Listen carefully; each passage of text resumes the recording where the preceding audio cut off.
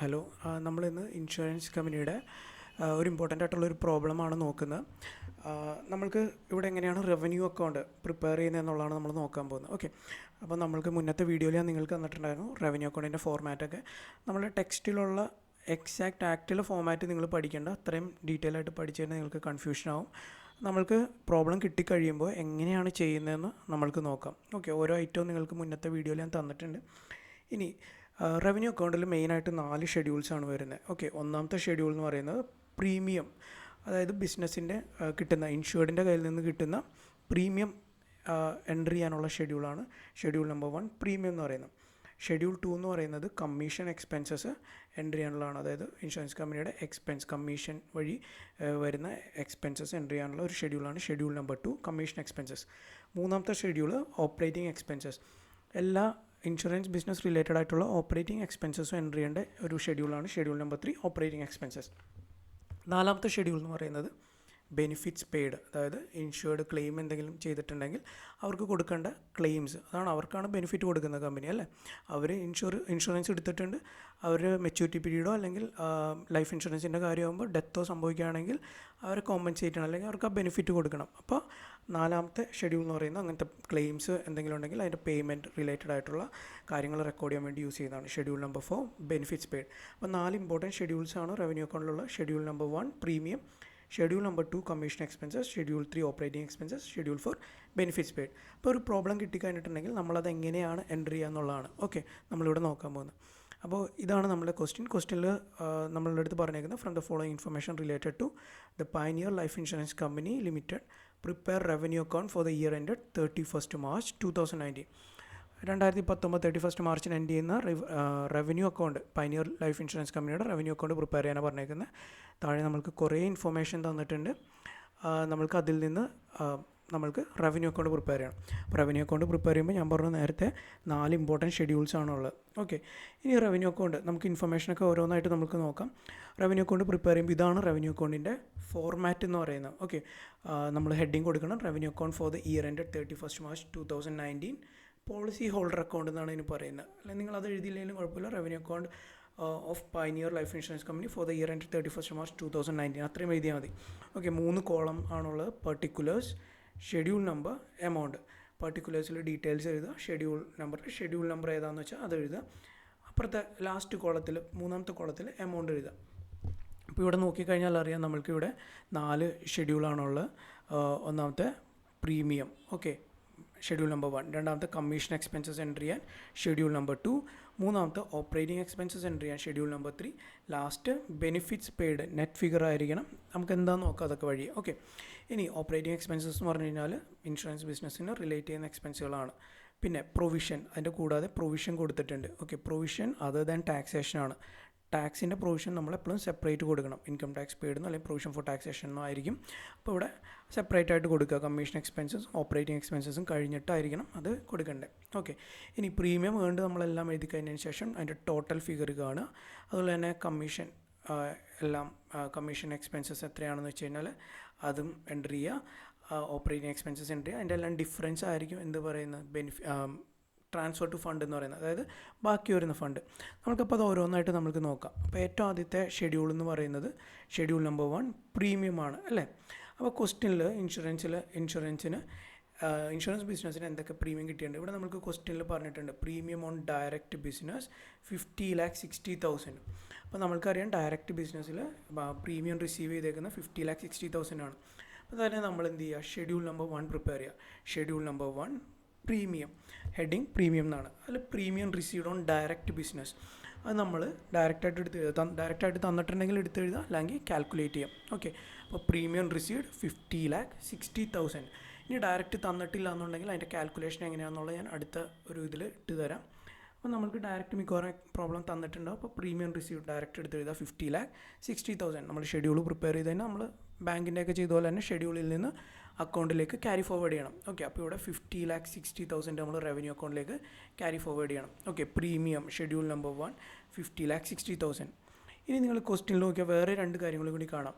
Premium on reinsurance accepted, അതായത് re insurance എന്ന് പറഞ്ഞു കഴിഞ്ഞാൽ ഒരു insurance company subject matter of the ഇൻഷുറൻസിന് വേറൊരു ഇൻഷുറൻസ് കമ്പനിയിലും കൂടി ഇൻഷുർ ചെയ്യും. അപ്പോൾ അവരുടെ റിസ്ക് കുറയ്ക്കാൻ വേണ്ടിയാണ്. അപ്പോൾ premium on reinsurance accepted എന്ന് പറഞ്ഞു കഴിഞ്ഞാൽ നമ്മളുടെ ഇപ്പോൾ ഈ പൈനിയർ ലൈഫ് ഇൻഷുറൻസ് കമ്പനിയുടെ കാര്യമാണ് നമ്മൾ പറയുന്നത് അല്ലേ. അപ്പോൾ വേറൊരു ഇൻഷുറൻസ് കമ്പനി പയനിയർ ലൈഫ് ഇൻഷുറൻസിൻ്റെ അടുത്ത് ഒരു സബ്ജക്റ്റ് മാറ്റർ ഇൻഷുർ ചെയ്യണമെന്ന് പറഞ്ഞിട്ടുണ്ടെങ്കിൽ ആ കമ്പനി പയനിയറിന് ഒരു പ്രീമിയം കൊടുക്കണം അല്ലേ. അതിനെയാണ് premium on reinsurance accepted എന്ന് പറയുക. അപ്പോൾ premium on reinsurance accepted എപ്പോഴും ഒരു ലൈഫ് ഇൻഷുറൻസ് കമ്പനീനെ സംബന്ധിച്ച് ഇൻകമാണ്. Reinsurance accepted, premium on reinsurance accepted ഇൻകമാണ്. ഓക്കെ, അപ്പോൾ അതും നമ്മൾ എന്ത് ചെയ്യണം, പ്രീമിയം അടിയിൽ പ്രീമിയം ഷെഡ്യൂൾ 1 അടിയിൽ പ്രീമിയം 50,60,000 കാണിച്ചതിന് ശേഷം re insurance accepted, premium on reinsurance accepted എന്ന് പറഞ്ഞാൽ നമ്മൾ കാണിക്കണം 12,20,000. ഓക്കെ, അത് നമ്മൾക്ക് ഇൻകമാണ്. ഇനി ക്വസ്റ്റ്യനിൽ നമ്മൾക്ക് re insurance seeded, premium on reinsurance seeded, ഇത് എന്താണ് ഉദ്ദേശിക്കുന്നതെന്ന് വെച്ച് കഴിഞ്ഞാൽ പയനിയർ ലൈഫ് ഇൻഷുറൻസ് കമ്പനി വേറെ ഏതെങ്കിലും കമ്പനിക്ക് സബ്ജക്റ്റ് മാറ്റർ റീ ഇൻഷുർ ചെയ്തിട്ടുണ്ടെങ്കിൽ പയനിയർ ലൈഫ് ഇൻഷുറൻസ് കമ്പനി ആ കമ്പനിക്ക് പ്രീമിയം കൊടുക്കണം അല്ലേ. അപ്പോൾ premium on reinsurance seeded എപ്പോഴും എക്സ്പെൻസ് ആണ്.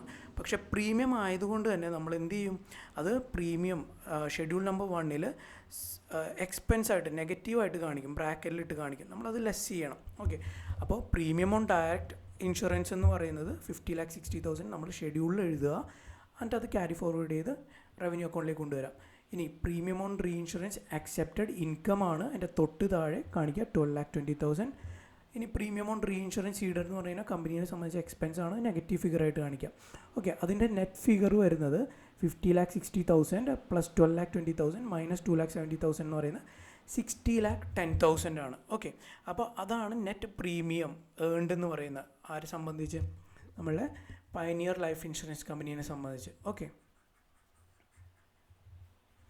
ഇനി അത് നമ്മൾക്ക് ടോട്ടൽ കിട്ടി, പ്രീമിയം ഏൺഡ് നമുക്ക് നെറ്റ് ഫിഗർ കിട്ടി. പ്രീമിയം ഏൺഡ് നെറ്റ് ഫിഗർ എന്ന് പറഞ്ഞു കഴിഞ്ഞാൽ premium on direct business plus less re insurance seeded plus re insurance accepted, അത് നമുക്ക് 60,10,000 കിട്ടി. അത് നമ്മുടെ റവന്യൂ ആണ്.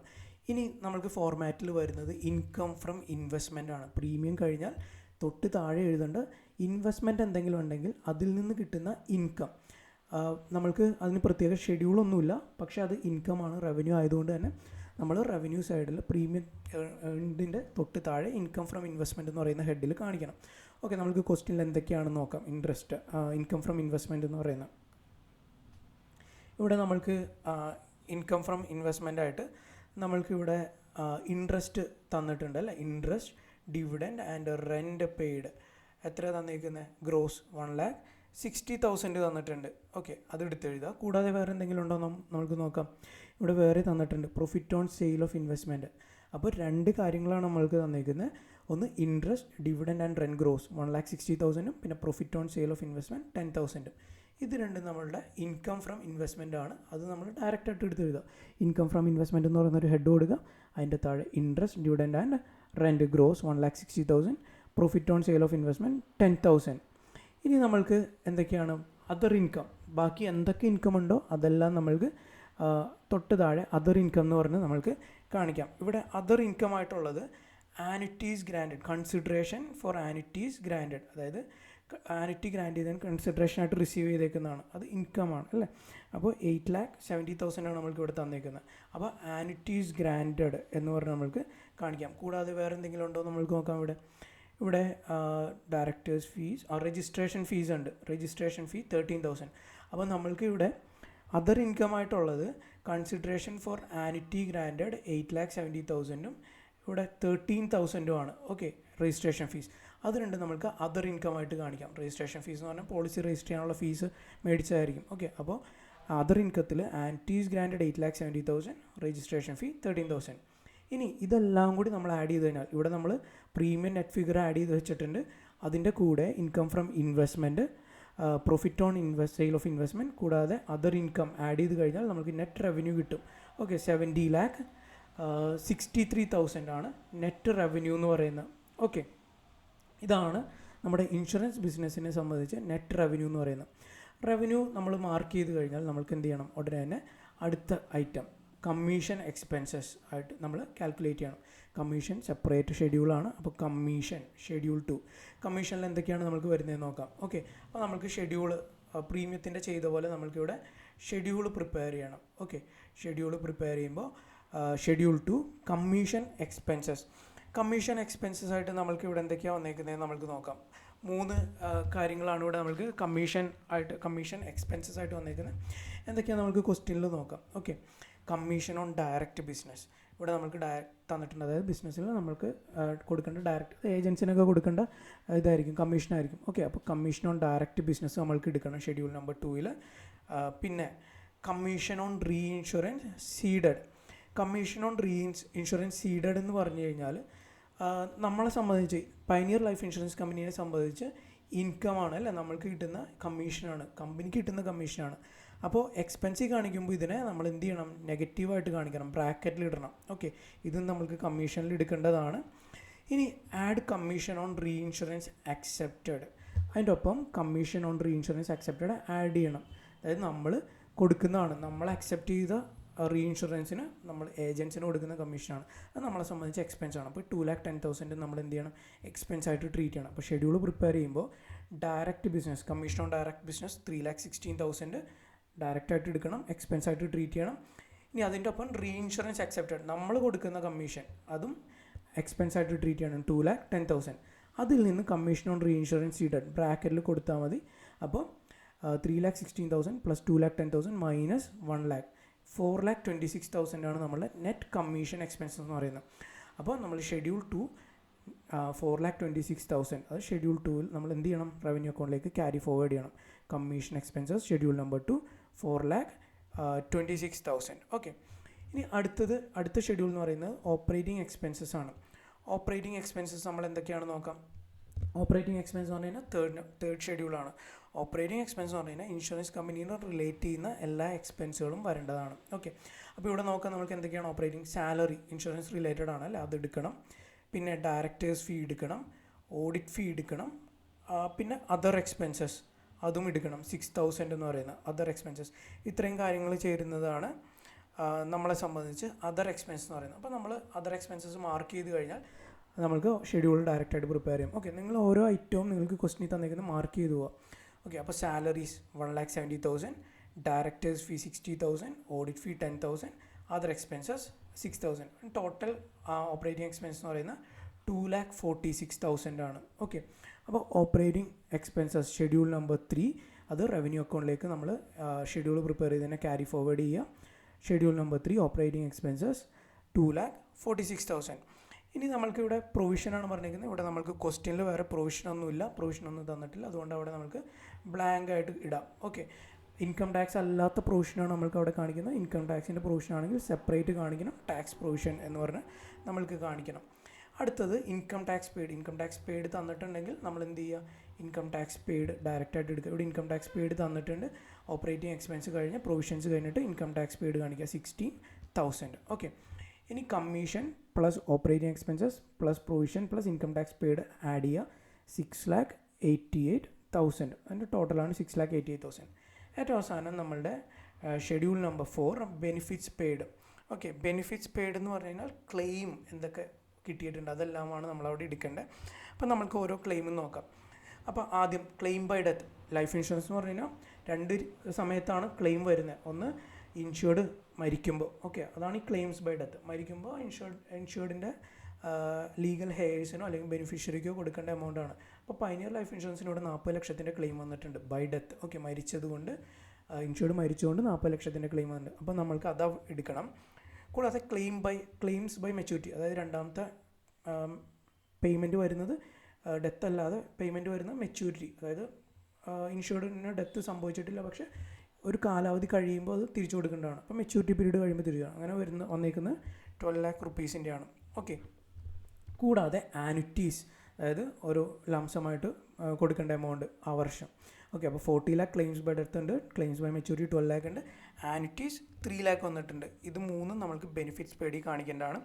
കൂടാതെ എന്തെങ്കിലും amount on reinsurance seeded ഉണ്ടെങ്കിൽ, അതായത് വേറെ കമ്പനി നമ്മളുടെ അടുത്ത് എന്ത് ചെയ്തിട്ടുണ്ട്, നമ്മളുടെ അടുത്ത് റീ ഇൻഷുർ ചെയ്തിട്ടുണ്ട്. അപ്പം നമ്മൾക്കാണ് ക്ലെയിം ചെയ്യേണ്ടത്, അത് നമ്മൾക്കായിട്ട് കിട്ടേണ്ടതാണ്. അതായത് സപ്പോസ് എക്സ് ലിമിറ്റഡ് എന്ന് പറയുന്ന ഒരു ഇൻഷുറൻസ് കമ്പനി പയനിയറിൻ്റെ അടുത്ത് റീ ഇൻഷുർ ചെയ്തിട്ടുണ്ട്. അപ്പോൾ പയനിയറിൻ്റെ അടുത്തായിരിക്കും ആര് വരുന്നത്, ഇൻഷുർഡ് വരുന്നത്. ഇൻഷുർഡ് ക്ലെയിം ചെയ്യുമ്പോൾ അത് നമ്മൾ എക്സ് ലിമിറ്റഡിൻ്റെ അടുത്ത് പോകണം, പയനിയർ ലിമിറ്റഡ്. അപ്പോൾ commission on reinsurance ceded എന്ന് പറഞ്ഞു കഴിഞ്ഞാൽ കമ്പനീനെ സംബന്ധിച്ച് ഇൻകമാണ്. അപ്പോൾ അത് നമ്മൾ എക്സ്പെൻസ് സൈഡിൽ നെഗറ്റീവ് ഫിഗറായിട്ട് കാണിക്കുക. അപ്പോൾ ഇവിടെ കമ്മീഷൻ ഓൺ അല്ലെങ്കിൽ എമൗണ്ട് സീഡഡ് ഓൺ, കമ്മീഷൻ അല്ല sorry, amount claim on reinsurance ceded എന്ന് പറഞ്ഞു കഴിഞ്ഞാൽ 8,70,000 ആണ്. Claim on reinsurance ceded pioneer ലിമിറ്റഡിനെ സംബന്ധിച്ച് അത് ഇൻകമാണ്. അപ്പോൾ എക്സ്പെൻസ് സൈഡിൽ നെഗറ്റീവായിട്ട് കാണിക്കുക. ഓക്കെ. കൂടാതെ claims paid on reinsurance accepted, നമ്മൾ അക്സെപ്റ്റ് ചെയ്ത കുറേ റീ ഇൻഷുറൻസ് ഉണ്ടാവും അല്ലേ, അത് ക്ലെയിം ഡെത്ത് ആയിട്ടോ മെച്യൂരിറ്റി ആയിട്ടോ വന്നിട്ടുണ്ടെങ്കിൽ നമ്മളത് കൊടുക്കണം. ആ ക്ലെയിമാണ് commission on reinsurance accepted. അത് നമ്മളെ സംബന്ധിച്ച് എക്സ്പെൻസ് ആണ്. ഇത്രയും കാര്യങ്ങളാണ് നമ്മളെവിടെ എടുക്കേണ്ടത്, ബെനിഫിറ്റ്സ് പെയ്ഡിൽ എടുക്കേണ്ടത്. ഓക്കെ. അപ്പോൾ ക്ലെയിം ബൈ ഡെത്ത് 40 lakh എടുക്കണം, ഡയറക്റ്റായിട്ട് നമ്മൾക്ക് തന്നിട്ടുണ്ട് അല്ലേ. ക്ലെയിം ബൈ മെച്യൂരിറ്റി 12 ലക്ഷം, അതായത് മെച്യൂരിറ്റി പീരീഡായി, അപ്പോൾ ലൈഫ് ഇൻഷുറൻസിൻ്റെ ഇൻഷുർഡിന് കൊടുത്തു ആ എമൗണ്ട് ക്ലെയിം. ഇനി ആനുറ്റി 3 ലക്ഷം ഡയറക്റ്റായിട്ട് തന്നിട്ടുണ്ട്. Amount ceded on reinsurance, അതായത് claim ceded on reinsurance ആണെങ്കിൽ നമ്മളെ സംബന്ധിച്ച് ഇൻകമാണ്, നമ്മൾക്കത് കിട്ടും. അതിനുശേഷം നമ്മൾ എന്ത് ചെയ്യണം, അത് ഇൻഷുർഡിന് കൊടുക്കണം. അപ്പോൾ ആദ്യം കിട്ടുന്നതിൻ്റെ ഇതാണ്. അപ്പോൾ നമ്മളെ സംബന്ധിച്ച് അത് ഇൻകമാണ്. Amount ceded on reinsurance അല്ലെങ്കിൽ claim ceded on reinsurance ഇൻകമാണ്, അതുകൊണ്ട് നെഗറ്റീവായിട്ട് കാണിക്കണം.